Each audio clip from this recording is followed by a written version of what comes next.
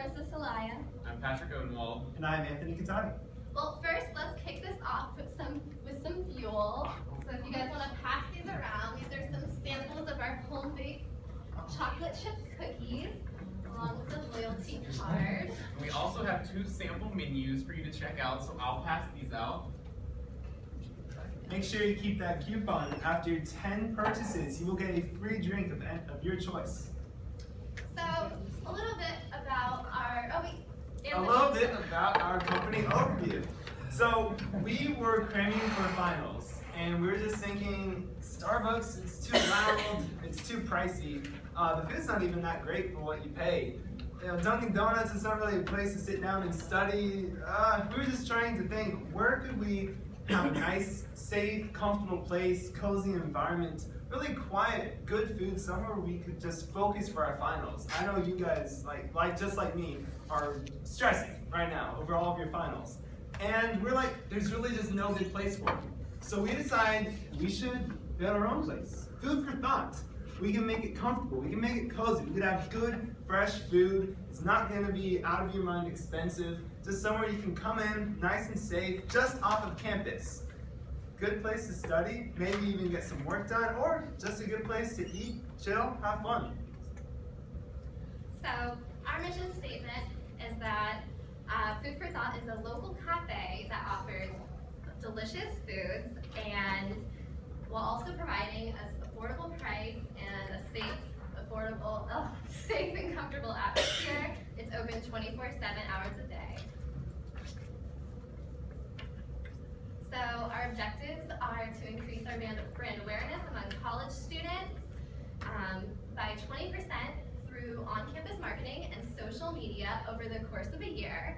We also hope to increase revenue by 25% a year and meet our break-even point each year as well.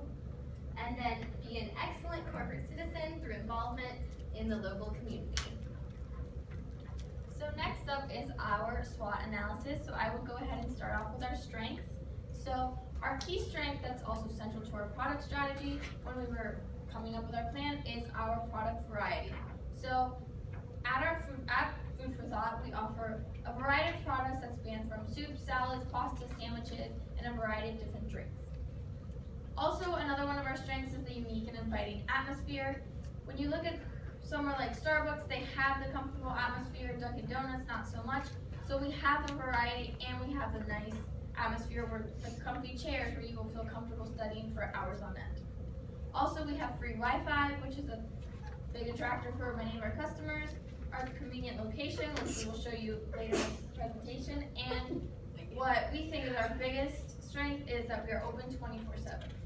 We're the only location within UCF and the surrounding area that has food and a place to study 24/7 all in one.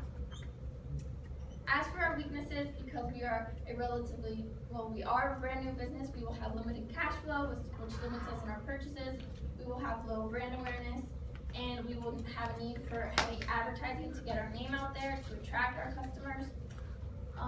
Because we are open 24/7, another weakness is that we will have to make sure we have adequate and ample supplies to keep on hand 24 hours a day, 7 days a week. Also, we will have to find the staff to work 24 hours, 7 days a week, which could be somewhat challenging. As for our opportunities, UCF is the second largest college in the nation, so our primary market of UCF has 63,000 potential customers, and it's growing. Also, our secondary market, the surrounding area, there's lots of local residents that we can also cater to and attract to our business. As for our threats, our major threat is the competition. Here on campus, for example, we have 3 Starbucks, a Dunkin' Donuts, all-night study. However, we are confident that we can beat the competition because the cafes aren't open 24/7 and places like All Night Study don't have a place where you can get food, so we combine both of those into one. Our competitors are also expanding, which is a weakness, and also our primary market, college students, have very minimal disposable income on average, so that could be a downfall. And we also will have to keep up with all the sanitary and food regulations, which we will have to stay on top of.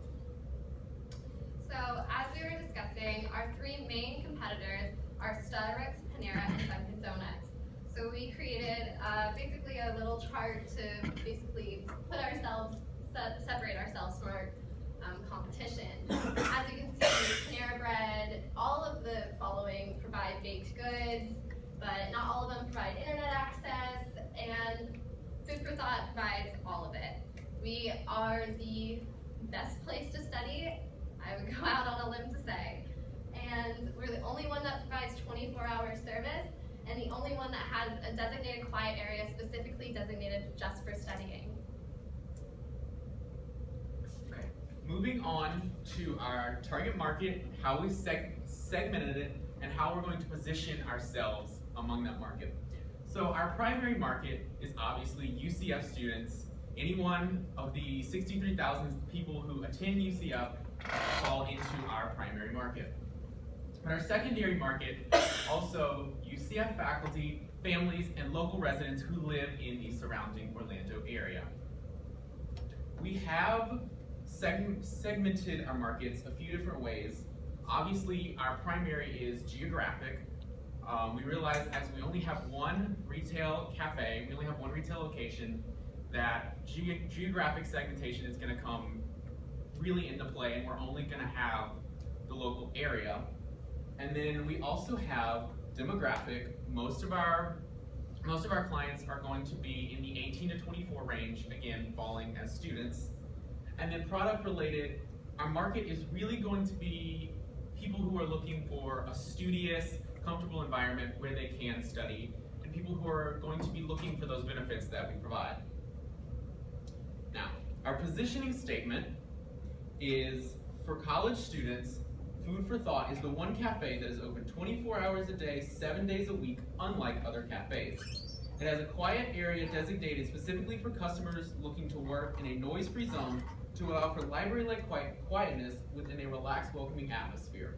For residents in the surrounding Orlando area, Food for Thought provides delicious food, excellent service, free Wi-Fi, and a relaxing atmosphere. And so we've chosen to use a differentiated marketing strategy. While we do know that we are marketing heavily to the college market, we also are providing a huge variety in our menu. As you can see, we have lots of different products which really aren't specific to the college market, so we're trying to market to everyone, but we are focusing heavily on the college. That's a positioning statement we just went through. Okay, so now we will go ahead and get into our implementation strategies and start off with product strategy. So as I mentioned before, central to our marketing plan and our strategy is our variety food. But within the variety food, we are offering tangible goods, which is our products, and also intangible goods, which is the quality service and the atmosphere and the location that we provide. So as for our goods, we offer a variety of food. As I said, we cater to both the healthy side and the comfort food side. Some people prefer to eat salads, sandwiches while they're eating, stay healthy. Others like the comfort food, like the bagels, the pastries, the soups, the pastas. So we have both options. We also have a variety of different Coke products, teas, coffee, smoothies, pretty much anything anyone could want. As for our service, we depend on providing quality service to all of our customers, and also, as we said, to have that atmosphere that people will want to go to study. You'll be motivated to leave your room or to leave campus to go there because it's such an inviting and quiet and comfortable atmosphere. As for our presentation strategy, we know that when we're creating this cafe and this place that we want our customers to want to come to, we have to make sure that it's the best that we can make it. So as for the scent within the actual environment, our baked goods will be baked fresh every day, so that'll be inviting to customers. Our temperature will have between 71 to 72 degrees, which is proven to be the optimum temperature for study environments. Not too hot, not too cold. We'll have warm lighting with lots of lamps, so it's not too bright, but at the same time, you can have enough lighting if you're reading your textbooks. There will be ample amount of seating throughout the whole thing, and as we said before, we're gonna have 2 different stories. The first floor will be somewhat more busier because that's where our counter is, that's where our desk is, but the second floor will be dedicated solely to studying and it will be a quiet environment. As for our location, we want to locate ourselves in University Commons right off of Alafaya and Corporate Boulevard. So it's not near University where there's lots of traffic, it's easy to get to, and there's also lots of parking. So as you can see here in the first picture, that's a rough sketch of what we want it to be. It has the first floor, the second floor, and then our location in University Commons. All right, and then we can really, because we are starting from scratch, we can make our restaurant perfect for the study environment. Here, we have every single type of seating that you would want to study.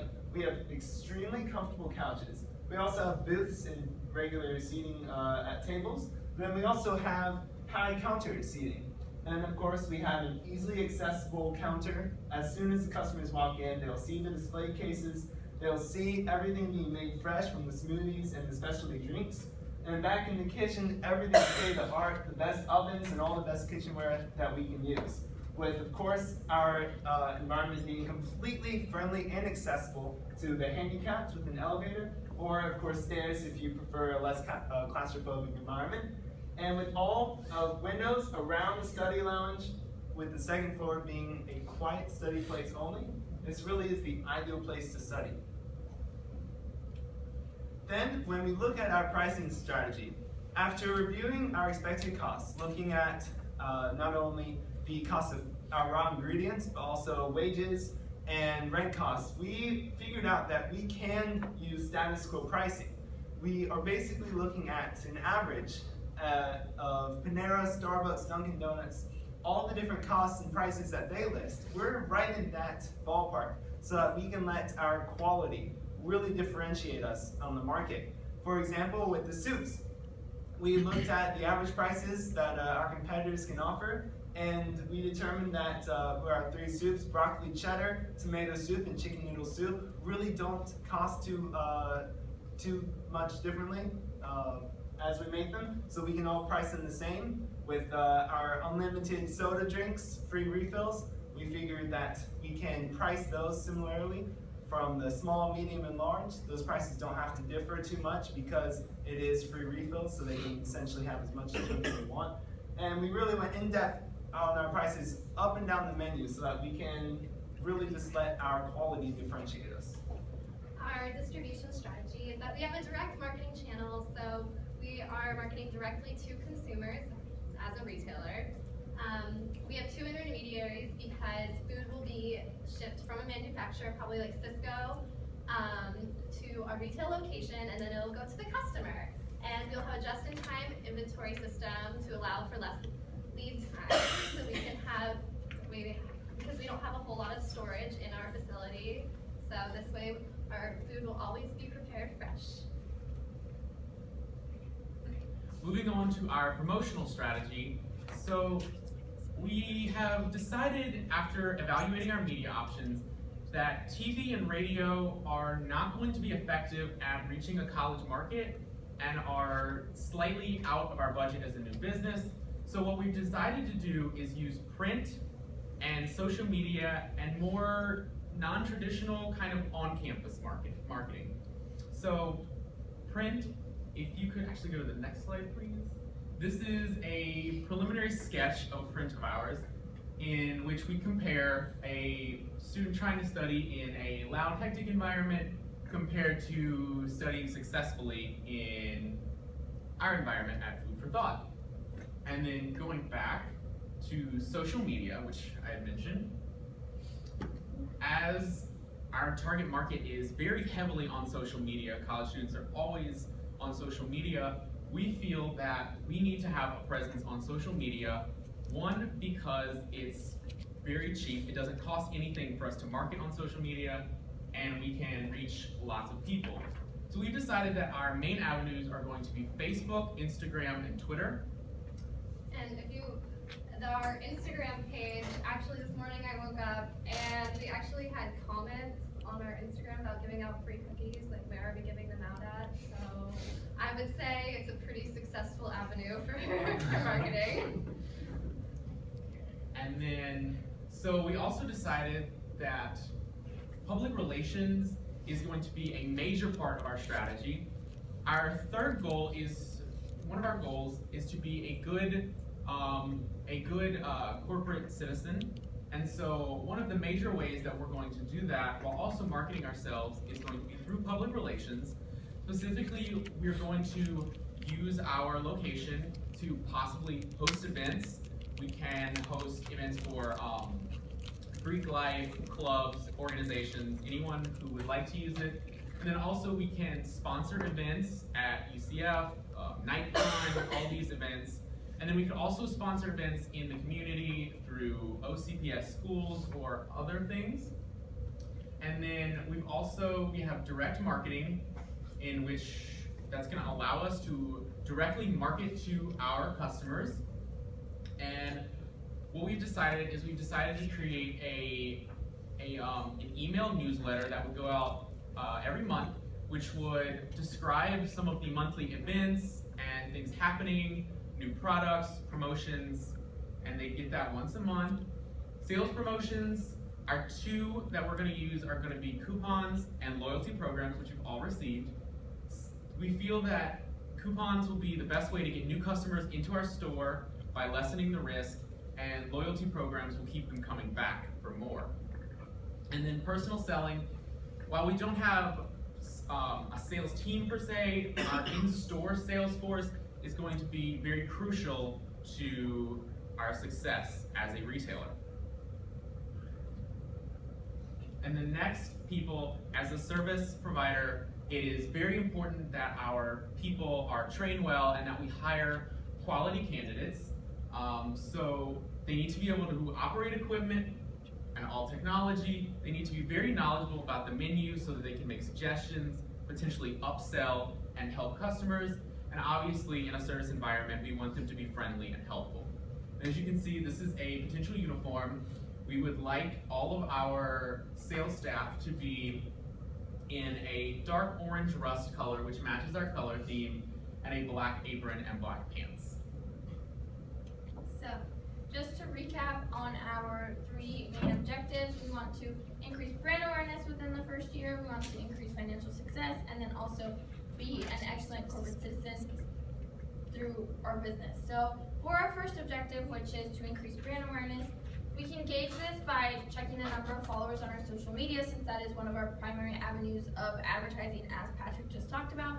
So we can use analytics software to see who's talking about us, how many times they're talking about us, and to really analyze the interactions between our social media pages and our followers.